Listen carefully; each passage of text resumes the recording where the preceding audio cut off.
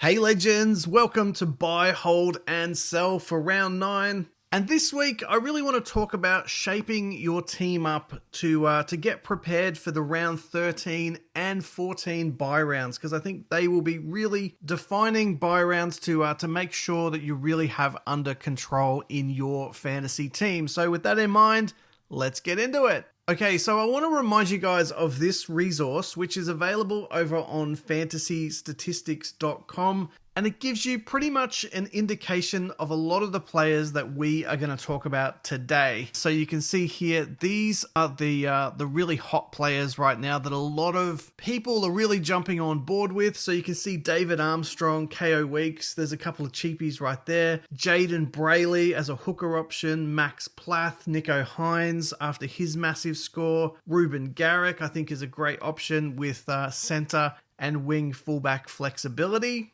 Angus Crichton, Trey Fuller, they all continue to be really, really popular. Now the site also goes into, ownership levels. So you can see that Stewart Strange is currently the highest owned player out there in fantasy land. Although that could change, because you can see that a lot of people are starting to sell Stewart Strange, which is interesting. There's also a whole bunch of stats that really talk about who's the highest averaging players. We can see Nico Hines, after his massive score last week, is just starting to absolutely rocket. Fantasy superstars like Isaiah Yeo is there. Trey Fuller is just absolutely tearing it up right now. David Fafita, SJ is there, Haas is there, Carrigan's there. Kind of the usual suspects most of the time. But it's just a good resource to really kind of give you an indication of what's happening out there in fantasy land. You can see that Terell May, for example, is a player that is just being pumped out of most people's teams at the moment, and we'll talk about him in a little bit more detail. So with all of that, let's just start to go through some of our buys this week. And rather than go through all of these players, and we spoke about them all last week, what I thought I'd do is just rank them from my point of view in terms of priority. Two players that I'd probably really want to target this week. One is Maxi Plath and the other is John Bateman. I think they are both players that have a lot of potential to, one, deliver some decent and consistent points, but also to grow in value. Next up, we've really got to start looking for buy coverage in round 13-14. So Jaden Brayley sort of comes in and provides us a pretty decent option there. Britton Nakora, we spoke about him last week, and he's got the opportunity to just skyrocket in value after a very slow start to the season. Trey Fuller, he has been an absolute revelation. He is set for serious money making. That will just absolutely continue.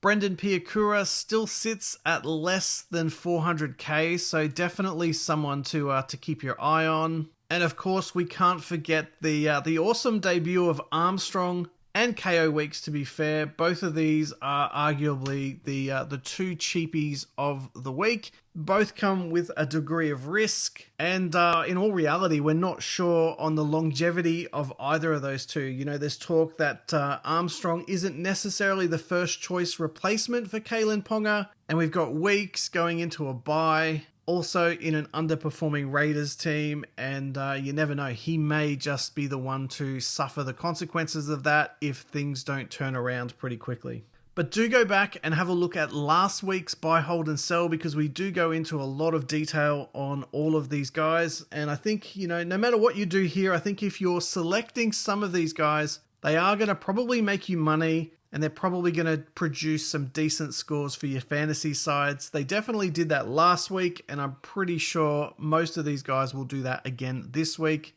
So if you're thinking about picking them up, I reckon you can't go too far wrong with any of these guys. Let's keep moving. Now, next up, Sammy Walker had an absolute superstar of a game, 90 points last week. He's available at half, 557k with a 22 break even and a 0.56 ppm. Now for me, I'm still going to go after Hines and Cleary, and I think I've got enough half coverage to not need to get Sam Walker. But if you're not quite able to get up to a Hines or a Cleary, then maybe Sam Walker is a decent option with amazing buy coverage as well. So He does come with a little bit of risk because that 90 was an anomaly amongst scores of 41, 16, 50, 37, a HIA affected 4. So there are question marks about whether he can replicate that round 8 90. I do have question marks on what Kiri's role will continue to be now that he's officially announced his retirement at the end of the season. He will play round 13, which is amazing.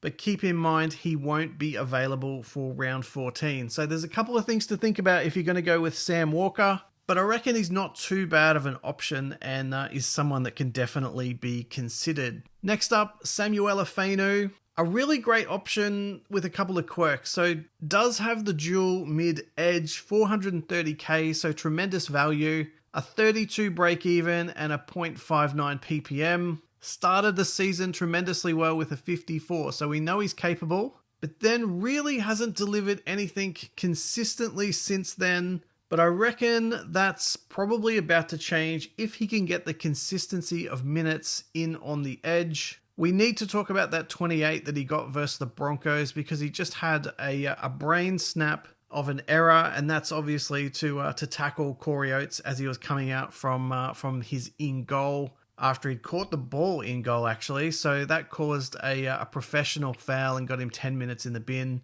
He would have played the full 80, I reckon, and probably would have ended up with somewhere around the 40 points mark. And I reckon that's probably where Samuela Fainu will end up, is around about a 40 average with some potential upside. I can see him scoring the odd try, and if he does that, he'll get upwards of 50 points. And as such, I reckon he could be a decent buy. Now, the big watch out here is he doesn't play round 13, but will be available in round 14. So if you're planning buy coverage, keep that in mind for Sammy Fainu. Ruben Garrick, he kind of broke our hearts last week because we didn't want him to go and get a massive score, and he did, which means from a price point of view, he stays roughly around that 550k mark. Available in centre and wing fullback, currently has a 30 break even and a 0.53 ppm, owned by just under 10% of fantasy players. That will go up. And as you can see there, he's so far delivered scores of 68, 36, 43, 45, a 0,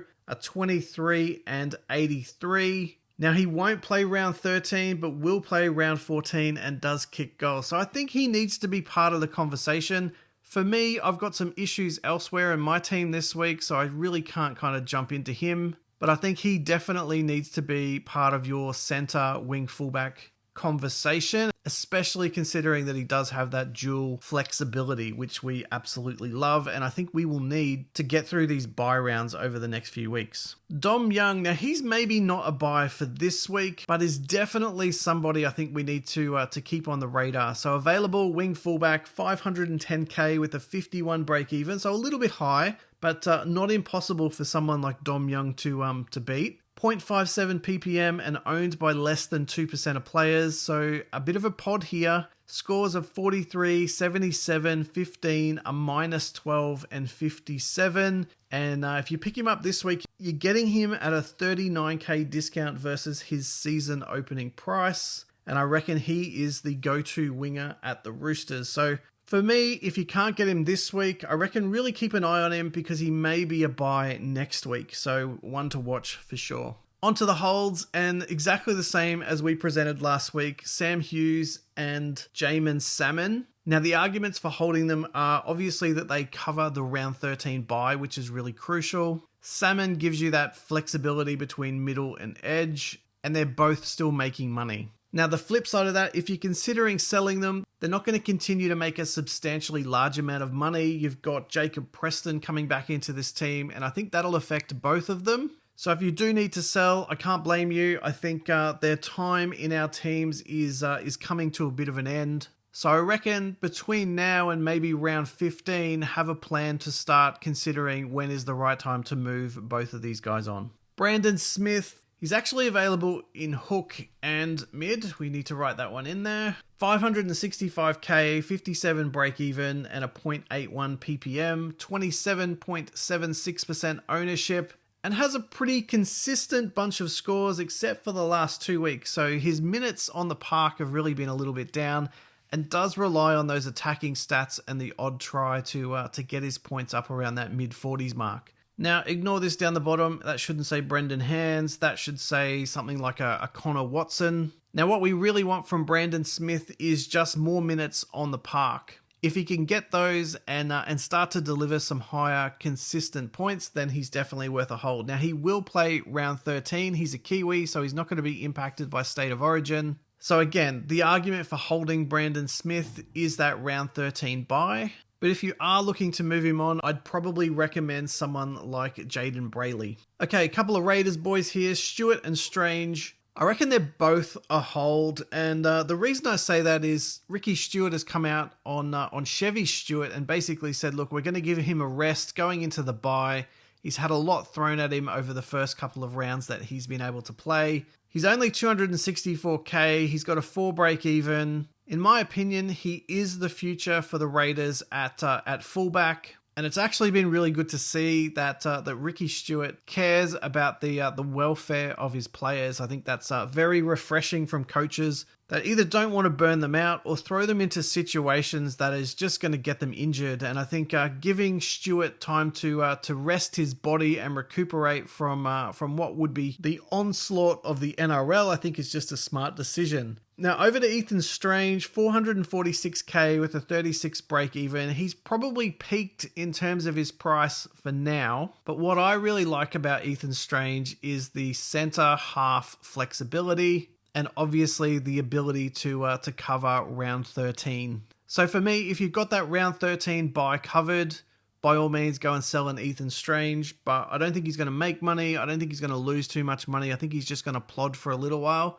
I'm going to leverage him to get through round 13 and then make some decisions beyond that. But for me, he is a hold. Now, Fuifuivalu and Reuben Cotter, these are two guys that, as it says there, I keep wanting to sell, but they both keep doing just enough to stay in the team. Fuifuivalu was pretty amazing on the weekend, scored over 50 points. And Reuben Cotter just hovers slightly below the 50-point mark with another 49. Now, Reuben Cotter has effectively flatlined with his money-making potential. He's not making money, he's not losing money, but Fuifuivalu continues to make some pretty decent coin. But I do worry about the impact of Lukey coming back onto the bench. And obviously, we've got to think about Reuben Cotter going into Origin. So for me, both of these boys are a hold for now, but definitely on the radar if things change in the lead up to State of Origin. Okay, so the last guy we've got on the hold list is Mosey Suli, available at centre, 387k with a 45 break even and a 0.42 ppm, and owned by less than 2% of fantasy players. So on the surface, that's not great, but what I do like about him is he will play round 13 and 14 in that crucial centre position. And the other thing I like is that he will be cheaper by then as well, because if you think about it, he's out this week with the HIA protocol. He'll come back next week and play and drop a whole bunch of cash. He'll then have his round 11 bye, and then I think we might be able to pick him up in round 12 just in time for that round 13 bye. So I reckon he's a hold if you've got him, just because he covers round 13 and 14, and he's on your buy list in round 12 in preparation for round 13 and 14, knowing that he's going to be a whole lot cheaper than that 387k by then. Onto the sells, and unfortunately, big Terell May, 620k, 70 break even. He's still got that 1.05 ppm, which is outstanding. Now, knowing Terell May up against the Broncos, he could come out this week and have an absolute blinder and make a fool of all of us when he gets very close or smashes across that break even. I don't think so, though, and I don't think it'd be something he can do consistently, just because the Roosters are starting to look absolutely stacked in that forward rotation. You've got Lienu coming back next week. Wong, Satili, I think they're pretty much back to ready to go. You've got Angus Crichton ready to go. He's amazing. Lindsay Collins, JWH, they're all in really good form at the moment. They're all, unfortunately, just not going to get their fair share of minutes. And the way Trent Robinson seems to be moving things around at the moment means that Terell May, unfortunately, just hasn't been getting a decent share of those minutes. So I can definitely understand people moving Terell May on. I'll be doing the same as well this week. What I'm looking for is just a little bit more consistency week in, week out from a player in my middle. So I'm looking at someone like a Jolliffe this week. If you don't have Plath, I think he would be a good buy as well. A John Bateman, knowing that he might pick up that middle edge duel come round 14. So there's lots to think about there. But unfortunately for me, Terell May is a sell. Now wrapping things up, Clint Gths out for 4 weeks, at least 4 weeks, and Joey Lussick. For me, I'm holding Joey Lussick this week and using him as a looper, but more than likely I'll be downgrading Lussick to Jaden Brayley next week. Now, I'm not sure who the photographer is at the Eels, but I reckon when they took these photos, they said, can you show us your most depressing looking expression? And that's probably the mood at the Eels at the moment because, you know, they've got a lot of injuries. They're not performing to the standard that they need to perform at. And I think they could actually be in for a couple of tough weeks as a team. But for me, King Gutho here and Joey Lussick are both on the sell list this week. Couple of Cowboys. Both of these guys should be no surprise, but unfortunately, Chester, you've probably all heard by now, but is out at least for the next 4 weeks with a pretty decent, severe kind of hamstring injury. And an absolute champion in North Queensland, Jakey Granville, is unfortunately out of the team as well. I think he's unquestionably the super sub of the NRL, certainly for the North Queensland Cowboys. But, you know, with him being dropped out of the team, it's almost time to call curtains on the career, and we wish Jakey Granville well. I think he might struggle to get back into the team. We might see him again over Origin, but outside of that, I think he's very hard to get in. Now, the last guy on the sell list is James Schiller, centre wing fullback, 446k. He's made us a whole truckload of cash. Now, he may make a few more appearances over the next few weeks. It's really unpredictable at the Raiders. I think they really do have to try and mix things up a little bit. And unfortunately, this week, James Schiller was cut from the team. Obviously, they're going into the bye next week, and then who knows what it looks like over the Origin period as well. Unfortunately for me, that means he's not making any more money. Things become a little bit too unpredictable, and as such, I reckon he is a sell. So there you go, guys. Look, a whole bunch of buys, holds, and sells for this week. I really wish you well with your teams and your selections for round 9. Lesson of the week is make sure you lock in your trades. Don't do a me and miss out on the massive scores from Nico Hines and Reece Walsh. Make sure you check all of your trades before the round goes live. Anyway, guys, look. There you go. If you've liked today's video, you know what to do. Smash that like button for me. If you're new to the channel, don't forget to subscribe. And as always, guys, get involved in the conversation via the comment section down below. And I'll see you all in the next video.